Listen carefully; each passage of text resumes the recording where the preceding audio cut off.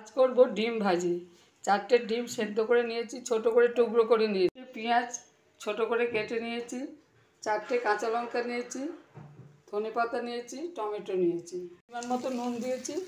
এবার দেবো একটু গুঁড়ো লঙ্কা, একটু হলুদ গুঁড়ো দিলাম। এবার দিলাম একটু কাঁচা লঙ্কা,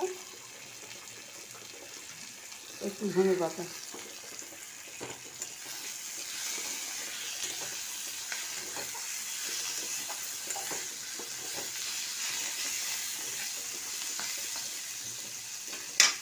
এবার আমি ডিমটা তুলে দিলাম। আমি জল দেবো না। এবার এটাকে আমি খুব ভালোভাবে নেড়ে নেবো।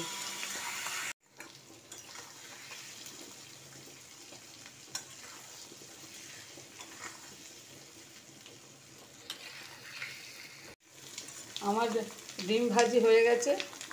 এবার এতে একটু কাঁচা লঙ্কা আর একটু ধনেপাতা ছড়িয়ে দিলাম।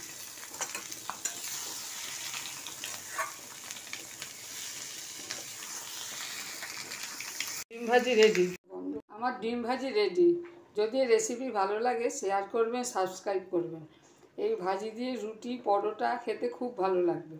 বাড়িতে একবার ট্রাই করে দেখবেন আর কমেন্ট করবেন, শেয়ার করবেন।